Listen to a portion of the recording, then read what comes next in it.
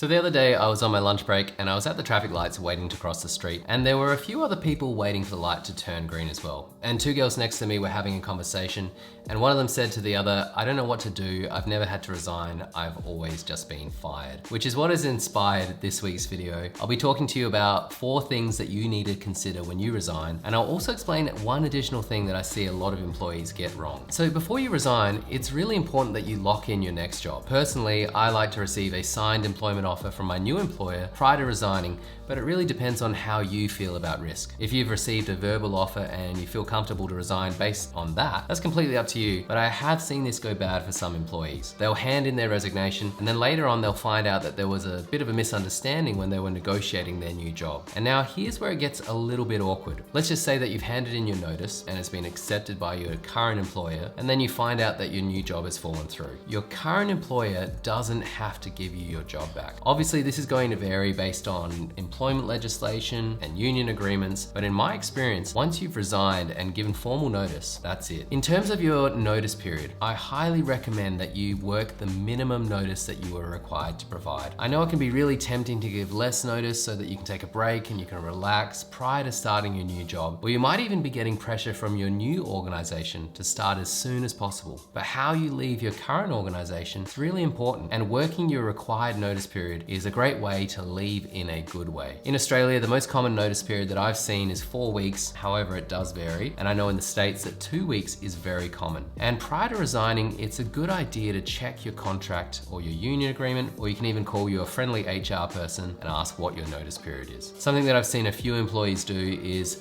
to apply for 3 weeks of leave, get it approved, and then prior to starting their leave, they resign. Or whilst they're on leave, they ring up and resign. So they're giving 4 weeks notice, but they're going to be on leave for 3 of those weeks. And I just don't think that that's good form. And depending on the employment legislation in your country or your union agreement, you might be able to get away with it, but it's not a really good way to leave your organization. And even if you're working for a place that you absolutely hate, you should still try to leave without damaging your reputation. In terms of how to have the conversation, it's really important that you prepare. You should have your letter ready to go, and you should have thought about how you will react if they decide to counteroffer, but I'll cover that in more detail later. Ideally, you want to have the conversation face to face. Obviously, in a post-COVID world, this may not be possible as you might be working from home, but if you can do it face to face, you should. In terms of who you should tell first, it's really important that you tell your direct leader first. I know it can be tempting to tell your work wife or your work husband before you tell your boss, but it can make an already difficult conversation even more difficult if your boss hears about it via other people before they hear about it from you. An easy way to have the conversation is to use an existing one-on-one meeting with your leader and make it the first part of the conversation. If you don't have regular one-on-ones with your leader, or the next one is too far away, book a meeting and call it catch up or something like that. During the meeting, make sure that you keep it professional, and even if you aren't happy with where you're working, don't use it as an opportunity to complain and go into lots of detail about all of the things you don't enjoy. So what should you do if you get a counteroffer? What do you do if it's more money than the next job that you're going to? This is really situation specific, and it's completely up to you as an individual, but I think that you should be really cautious about taking a counteroffer. Recruiting new employees is one of the most costly exercises when it comes to managing people. So it's in the best interest of a company to keep their employees around. So a counteroffer might just be a way for them to save costs. And once you've given resignation, your employer will potentially think about you differently in the future. They might consistently wonder whether you're going to stick around or whether you're still looking. And this might lead to them giving more development opportunities to other employees, or giving those employees projects which have a longer duration. One final thing to consider prior to having the conversation is whether your employer will make you leave straight away. Are they going to walk you? In my experience as an HR professional over the last 13 years, I haven't seen this happen a lot. But to be on the safe side, make sure you've given this some thought and prepared for it. Fail to plan, plan to fail. You might want to save some of your personal files and make sure that your key personal items are easy to grab from your desk. Okay, so let's assume that you've gotten through the conversation, it's been awkward but reasonably okay, and you are now working your notice period. I have a few ideas for you to consider to make sure that you finish in a good way, because that's key when leaving an organization. Greatest satisfaction comes from other employees telling you that they're going to miss you, and knowing that you've done a good job, you've done good work, even when you're on your way out. That's how I feel about it, but obviously everyone's different. A key deliverable to consider is to produce a comprehensive handover document. So put together some thoughts on everything that you do, projects that you're working on that you might not be able to finish, basically anything that you think will help the next person who's going to do your role. If you're asked to do an exit interview, completely up to you, but if you do decide to do one, make sure that your responses are professional and constructive. Okay, so as promised, the final thing I see a lot of employees get wrong when they resign is they act as if they will never come back. And I know a lot of you who are watching this will probably be thinking, Dave, I'm never going back to this place. That's why I'm resigning. But my caution to you is to maybe suspend that way of thinking. You never know what your future organization is going to be like. And I've seen some situations in which employees join a new organization and then through no fault of their own, their position is made redundant and they're out of a job. Or they start and they realize that